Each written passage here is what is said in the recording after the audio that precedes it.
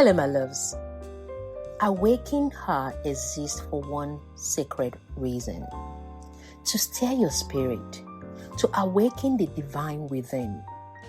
It is a mirror, a call, a reminder that you are not too late, not broken, not too far gone. You are a woman becoming. And this platform exists to help you awaken to the version of yourself that everyone has already seen. But sis, to meet her, you must choose wisely who you're bringing with you. And today, my loves, I need you to listen with your whole heart, because you're not just choosing a partner, you are choosing the rhythm of your becoming. And you cannot afford to miss the greater version of you that is waiting on the other side of alignment. So if you're ready, let's dive into today's show. Welcome back, my loves. So last week, we asked a bold question: who is coming with you? So this episode is the part 2, who is coming with you, part 2. And we unpacked friendships, misalignments, and the cost of carrying the wrong people into your next season.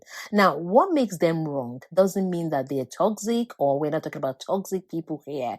It just means that they don't fit into the plan of God for your life for that season. Not that there's anything wrong with them whatsoever. We are all becoming, but for your season, it's important really to be clear so that we don't judge people and we don't label people. Now, since then, my inbox has been full of stories. Some of you are grieving the loss of female friendships, and others are confronting emotional betrayal from the very ones who promised to cover you. My loves, I see you. And this episode is for you. Now, why is this important? Because marriage is not just love, it's leadership. And leadership begins with alignment, my loves. Because there is no relationship more influential to your future than the one you romantically choose. I always say this: who you build with will either birth your destiny or bury it. Now, let's be clear. This is not to replace your premarital counseling. I'm not a marriage counselor or a therapist in no way, but consider this an additional resource. Okay? And many of you may know that I am still single. I was divorced. And sometimes people will ask me, Aji, why don't you date this person or that? The truth is, having a male organ makes him male. But being a man, that's earned. And too many women are emotionally bankrupt because we have called males what only a man has matured into. I want to share with you 5 traits to watch for, whether you are rebuilding after a divorce, or if you're a mature seeking a life partner, or maybe you're in need of clarity in your marriage. I call these my 5 traits of a God-aligned man, right? Let's go to trait number 1. Identity. He knows who he is. There's no question about that. Before Eve, Adam was formed in the image and likeness of God. We read that in Genesis. That means his core was spiritual before it was physical. He didn't need validation to operate in his identity, and neither should your partner. A man must first of all be conscious of his identity, embody it, because if he doesn't know who he is, he won't even know what to do with you. I remember a story where an eagle doesn't know it can fly. The eagle was hanging around with chickens, and for the rest of that eagle's life, the eagle never flew. So an eagle that doesn't know it can fly will settle for life with chickens. All right? Now, I want you to reflect on this question. Does he walk in divine awareness or just cultural masculinity? A man just feel because he has a broad shoulder, he wears designer, that doesn't make him a man. When a man knows who he is, everything else becomes clearer. And which leads us to the second trait. He understands his assignment. That means he has a vision and direction. Before God gave Adam a partner, he gave him purpose.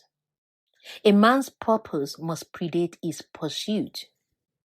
That means if he doesn't know why he is here, you will end up parenting him instead of partnering with him.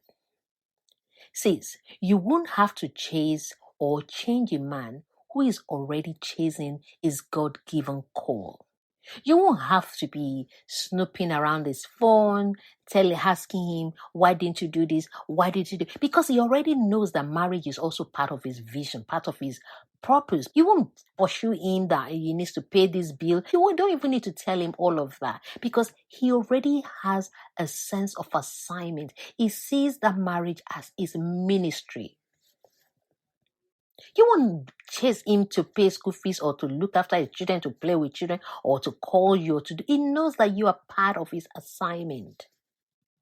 So I want you to reflect on this. Do I feel safe under his vision, or am I constantly carrying it for both of us? A man who is not chasing his God-given assignment, he will be full of different ideas. This today, that tomorrow, quite unstable. And you cannot feel safe with such a man. But even vision is not just enough. He also needs healing from the wounds that will otherwise wound you.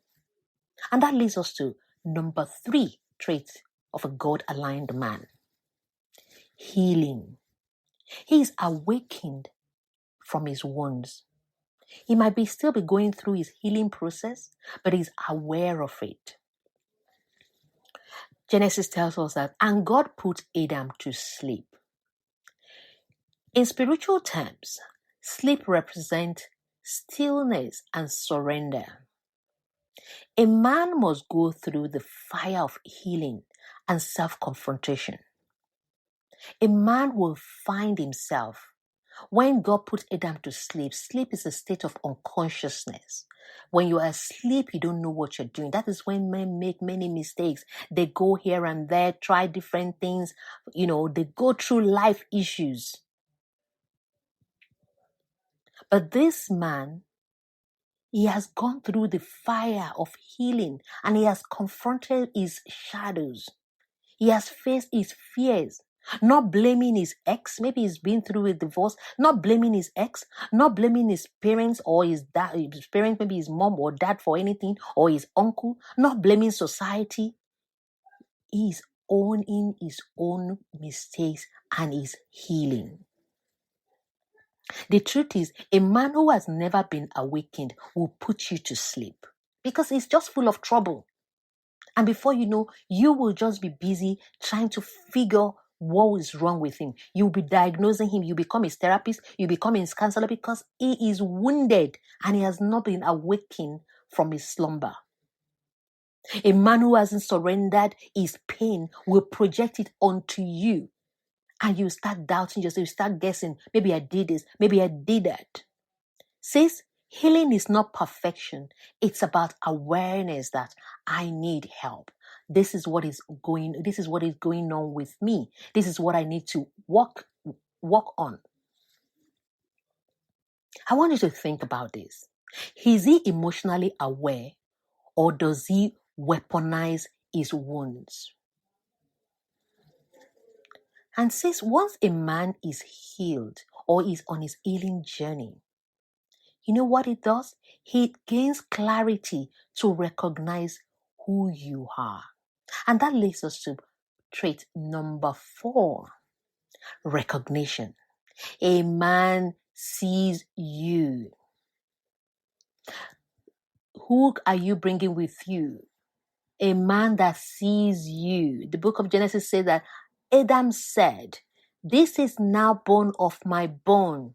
He saw Eve. What does it mean to see someone? He recognized her essence, not just our aesthetics, not just our fine shape or this or that. No, let's be honest, sis. Some of you are breaking your back trying to be seen by a man who was never designed to know you at all.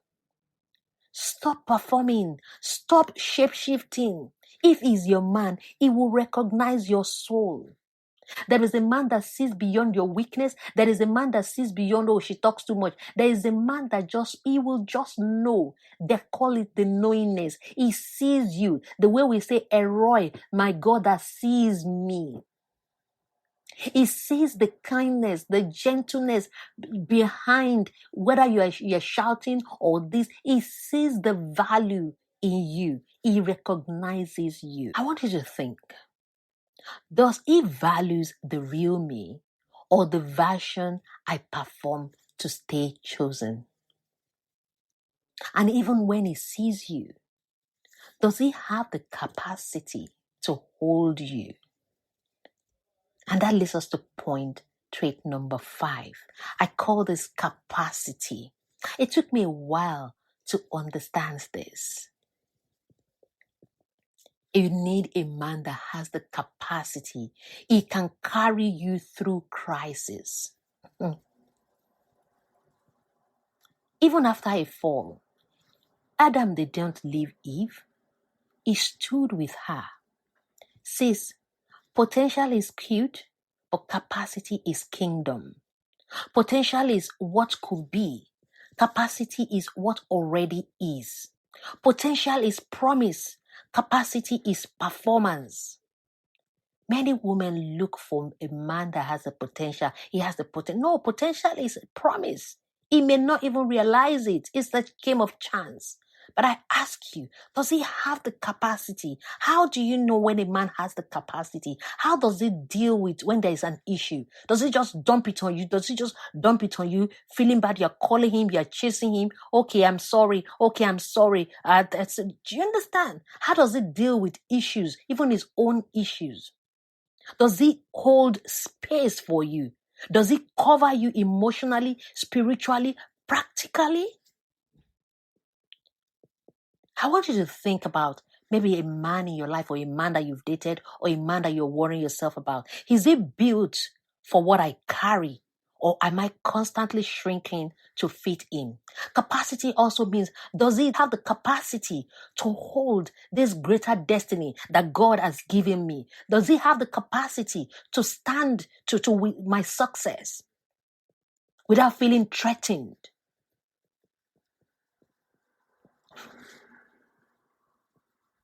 Sis, I want to say this with love.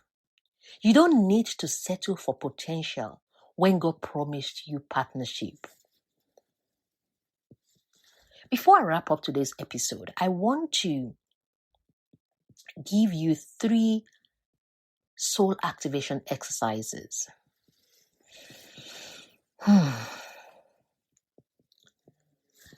Close your eyes and ask in prayer, wherever you are, Lord, what am I tolerating that is beneath what you promised?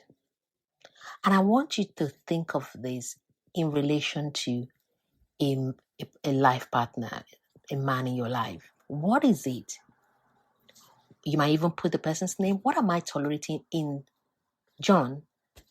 What am I tolerating in this relationship? And the Lord will open your eyes.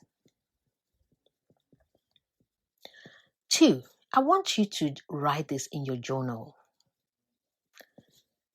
Ponder on this, and I trust that the Holy Spirit will reveal some things to you. Where have I traded divine partnership for temporary validation? If you're just looking for a man that tells you sweet things, that's temporary. If you're looking for a man just for fun times, that's temporary. Not a relationship that is meant for divine purpose. 3, I want you to declare this over your life. I will not shrink to stay loved. I will rise to be seen by the one sent to partner my purpose. Amen. My loves, marriage is more than love. It's leadership. It's alignment. It's a holy co-creation. And you are not just choosing a spouse, you are choosing a future. So, choose wisely. If you need more resource and more support, I want to recommend 2 books. One, Open to Love, a modern woman's memoir on being single and happy. This is one of my lovely books, all right? This is for those women learning to open our heart after heartbreak. Another book I want to recommend is Finding Self in a Loveless Marriage. This is for the woman ready to rediscover her voice, even in a not so good marriage. You can find both books at hislady.org or on Amazon. I'll put the links in the show notes or wherever you're listening to this podcast. All right. And I want to say, if this resonates with you and you enjoy this, please share this episode with a sister who needs it. I also want to encourage you, subscribe to, Awaken Her, and also leave us a 5-star review. All right, I want to hear what spoke to you the most. So leave your comments. Is it trait 1, trait 2, trait 3, trait 4, or trait 5? And if you have more traits, by all means, do share. Don't forget to sign up at hislady, which is hislady.org, to join Soul Sunday newsletter and stay in the loop with all our upcoming events. Until next time, my name is Aji Michael. Love you always. Cheers.